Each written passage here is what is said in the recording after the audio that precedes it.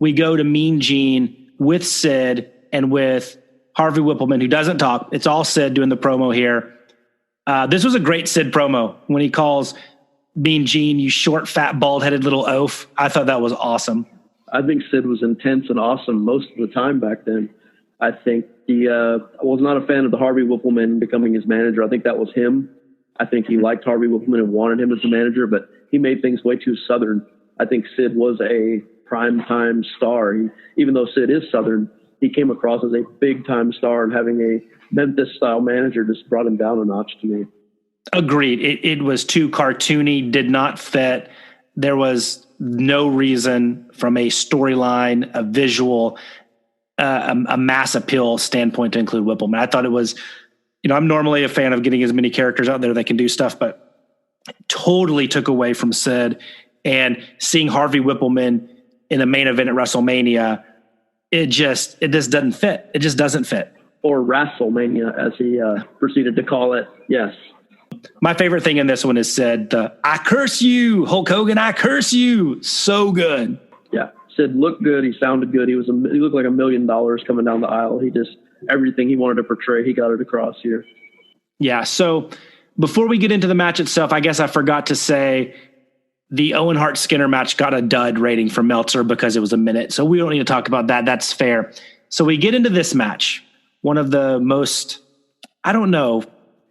controversial is not the right term. One of the most disliked. People just try to erase it from their memory. Main events in WrestleMania history, and is Hogan and Sid. And is that fair? Let's discuss. So the match starts. Sid comes down. The first thing you notice is the big Sid rules the world banner. So there you go. The fans are already supporting Sid. Some of the fans. It's still overly Hulk Hogan. I don't care what the folks say now, and the narrative is that, Hogan's popularity was waning, and it was. But this was not a 50-50 crowd. No. Hogan still had 70 or 80% of the crowd, which was less than he had, in WrestleMania 4 and 5. Yeah, 100%. But this is not, oh my gosh, it was a split Rock Hogan, which also wasn't 50-50, or it wasn't Hogan Warrior, anything like that. It was still predominantly a face-focused crowd, and Hogan was there. But Sid had some love, and you could see the trickling in of the smart fan and the fans that would dominate kind of the late 90s. And Hogan's pop is not as big as it normally would have been in a WrestleMania main event. Yeah, I think, Sid, including Harvey Whippleman, was a way to bring him down a bit and try to get the heel heat a little bit. But I think there were still some people hanging on and thinking Sid was the next big star, not knowing how this would play out, if he would beat Hogan and become the next, take his spot, so to speak. I don't know. Hogan, you definitely had to really listen if you wanted to hear him getting a less of a reaction, because it was pretty close still. Yeah, and who knows how much has been tweaked with the audio and the sound and everything, whether you're watching on the network or whatever, and even on the video releases afterwards. I mean, I can't remember. I didn't tape it from watching it there back then, so I don't know. But this is not, I think the narrative is overblown drastically, but it's also, you're talking about the most popular wrestler in the history of professional wrestling. So even if he drops down 1 or 2%, it might be noticeable and it might be there, but it's not saying that he's now not the most popular wrestler in the world. He still was. And they were pushing this as his possible last match. So even if people were tired of him, they still wanted to see this because this might be the last time they'd be seeing him, period. Exactly. Yeah, we didn't touch on that a lot, but yeah, the whole Hogan retiring, the big sit-down interview with Vince McMahon. Yep. Yeah, that was a big part of this. Yeah, and there was not a period where Hogan was out for longer than a few months making a movie or something during my whole fandom at this point. So the thought of him retiring, they said the word retiring quite a bit. It was just, it just didn't sink into me back then. So we open up with what I think is one of the cooler openings. So the match starts on a high note for me with the Hogan coming down, the opening kind of exchange beatdown of Sid, getting Sid out of the ring, was all the music still playing. Right. And then it leads to Hogan doing the big tear. That I thought was a great way to start this match, and might have been the high point of the entire match. I loved it. It just kept the excitement going. My only question was, what the hell was Sid doing when he shot Hogan off and dropped down? Was he planning on going for the Meltzer rating right from the get-go and busting out his high spots?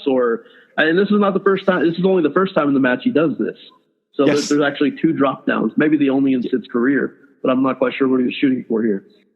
Yeah, I mean, and he did it like the exact same sequence as well with the drop down. They get up and Hogan stops and gets him with the big right hand. I can only assume he got lost and just went right to the middle and forgot where he was. Maybe I don't know. That was the most interesting opening spot maybe ever. Definitely in Sid's career.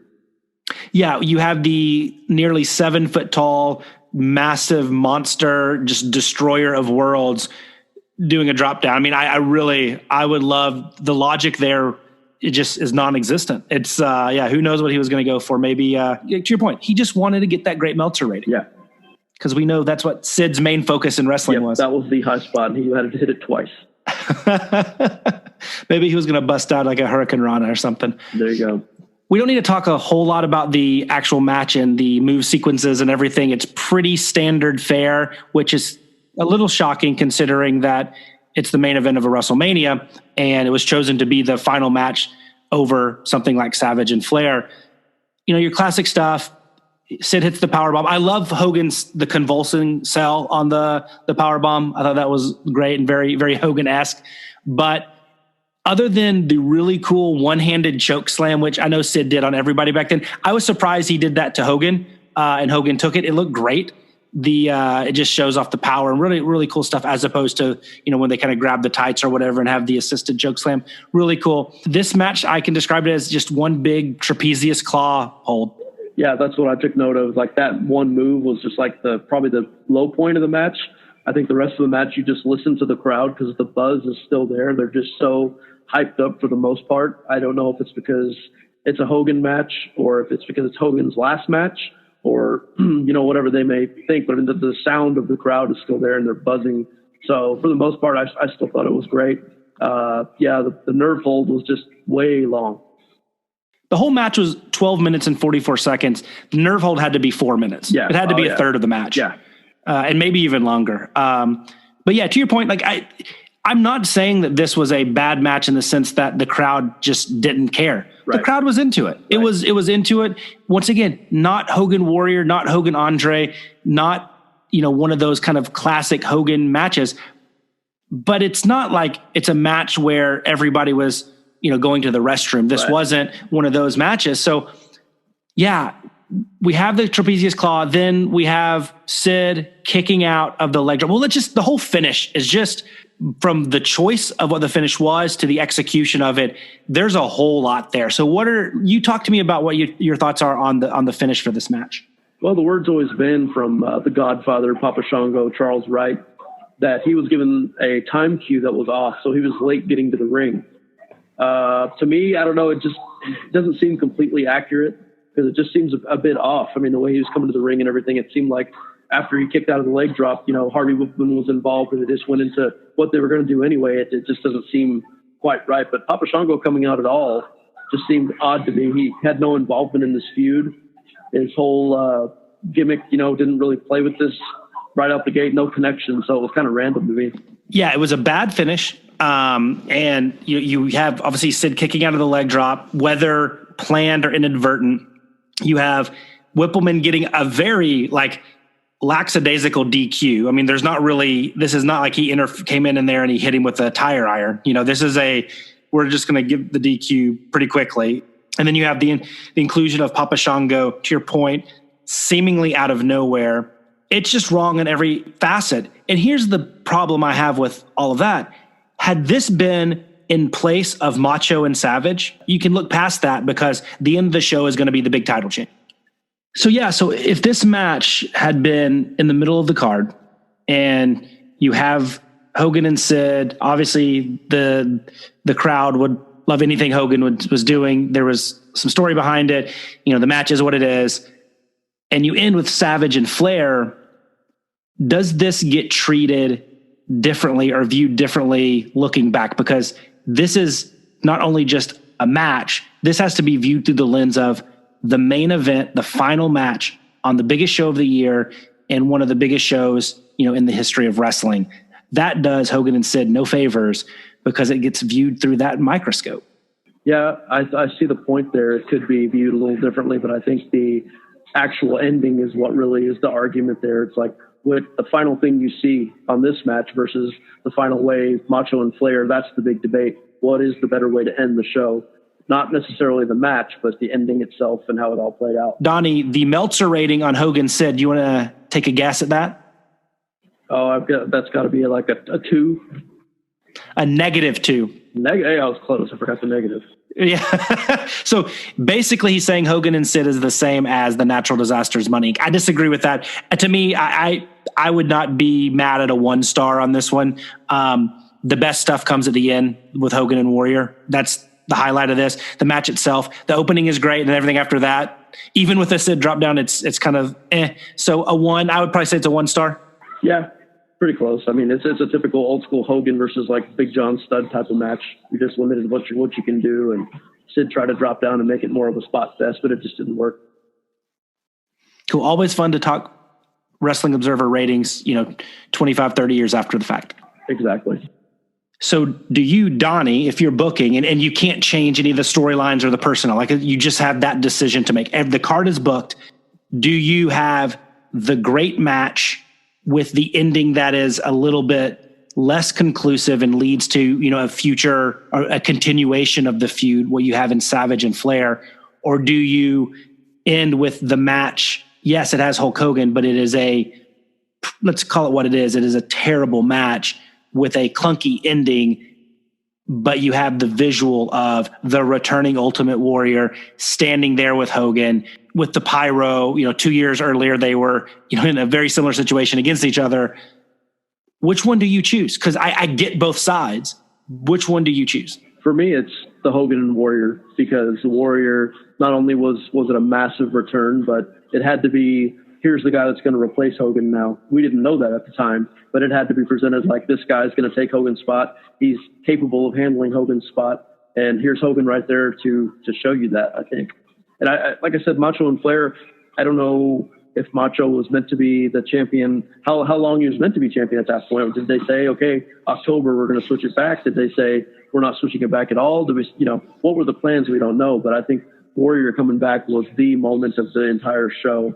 And they had to show that he was the main event guy to take Hogan's spot, so they didn't have a big downfall when Hogan was gone for the first time. And ever since his run in '84, really at this level.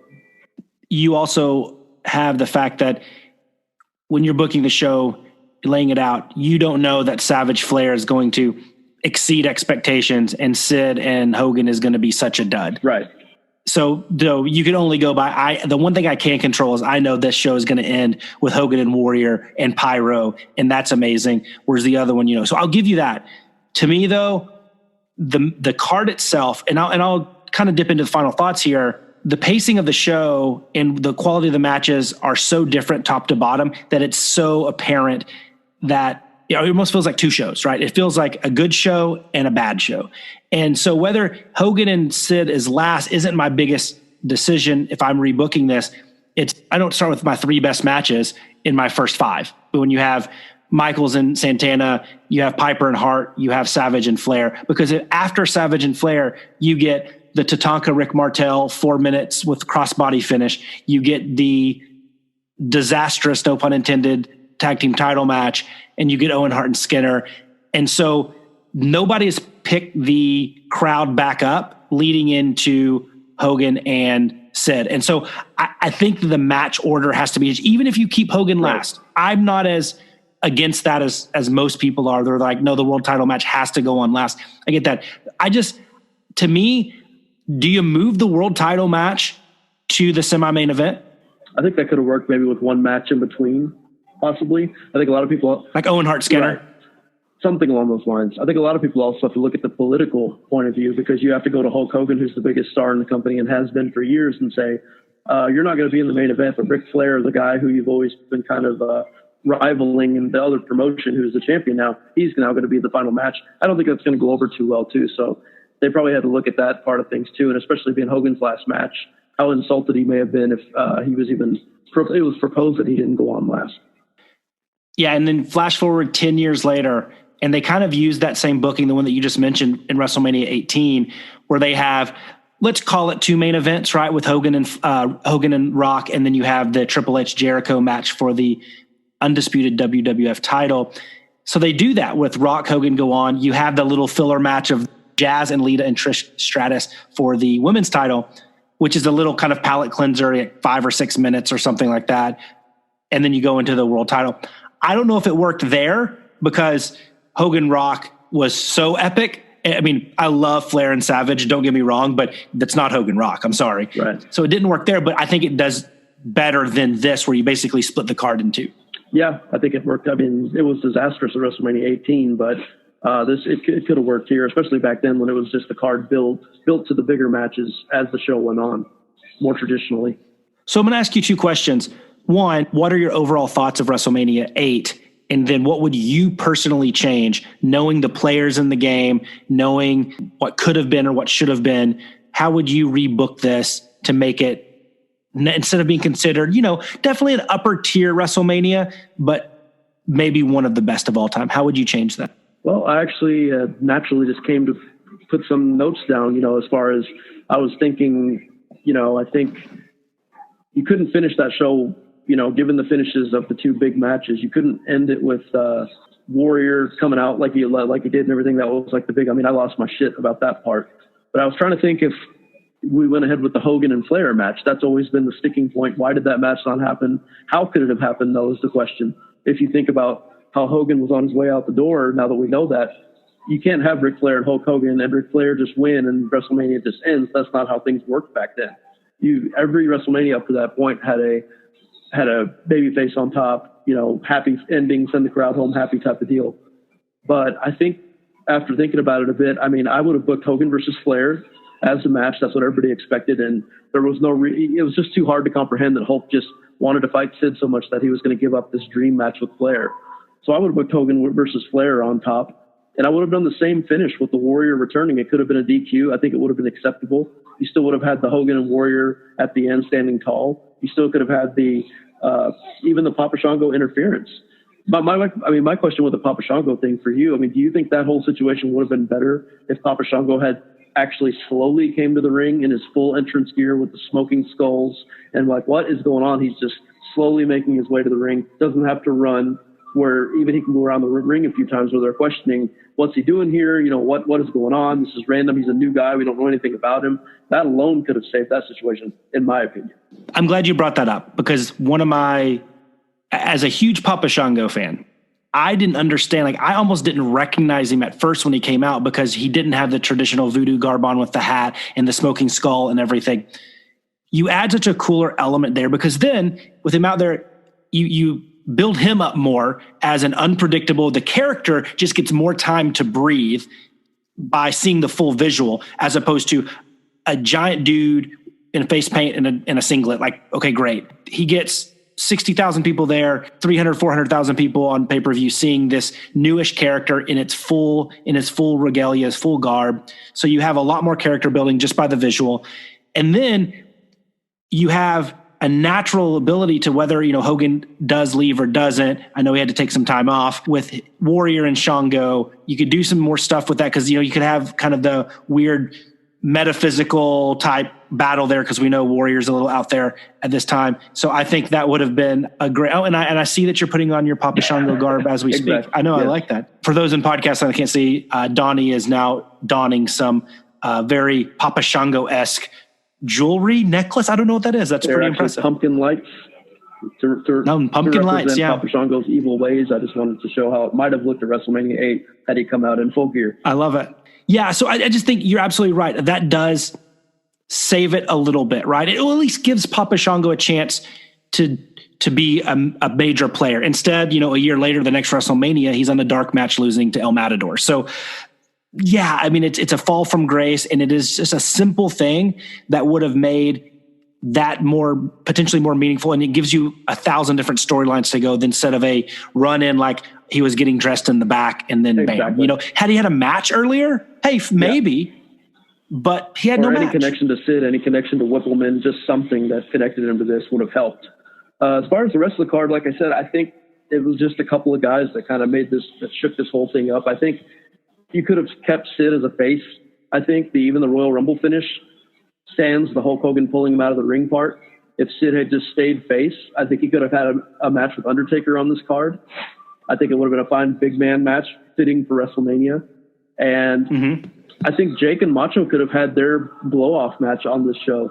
I think Jake and Macho could have either had a cage match, and I think Jake actually, if you think about it, may have pulled off the angle with Elizabeth better than Ric Flair. Food for thought. What if Jake, accused Elizabeth of, cheating with him over all the years? They had all been in WWF together for all those years. What if he at some point said, hey, while you were wrestling on this time or that time, whatever, in classic Jake form, he says Elizabeth was having an affair with him. That's like his last attempt to get at Macho after all the whole feud they've had. And even if you did the picture or something like that, the same angle, I think Jake might have been able to pull that off, have a huge blow off to this feud at WrestleMania that would have made sense. And I think that could have played out well and made sense. Yeah, and with Jake leaving, you could have a clean finish there with Macho getting his due, and you don't have to have any type of stuff going on after the match. So it would have been a clean finish there. And then you keep Undertaker heel. Exactly. Because the Jake one kind of, forces a little bit more of the face turn from Undertaker, which I think he was better as a heel during this era. And like I said, the Undertaker turn was just based on he just didn't want to see Elizabeth hit with a chair. Yep. After all the stuff him and Jake had done all year. Yep. He just finally doesn't like that. It just, I don't know.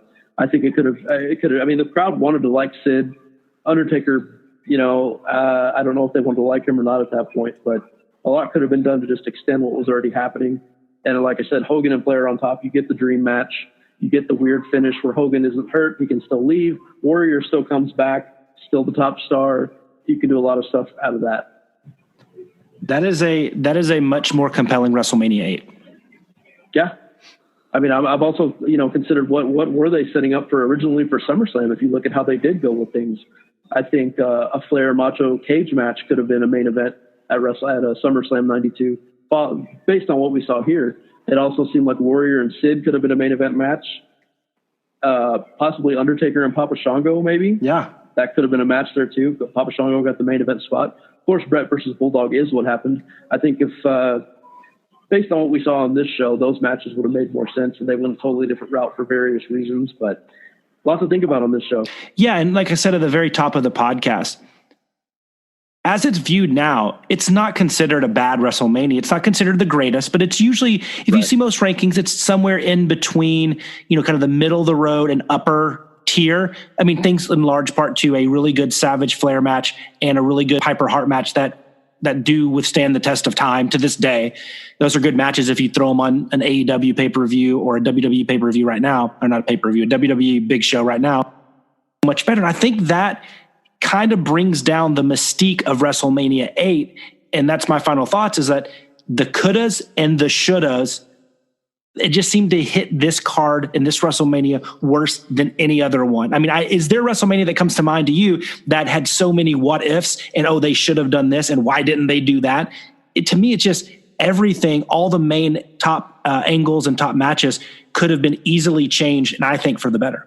Yeah, I agree, especially with Hogan and Flair. Like I said, immediately coming in with my fandom, you'd read magazines, and that was always the dream match. Who's better, top guy in different promotions? And now we had it right here, and it was going to happen, and then it just didn't. Yeah, I don't know. It is definitely the worst case of that.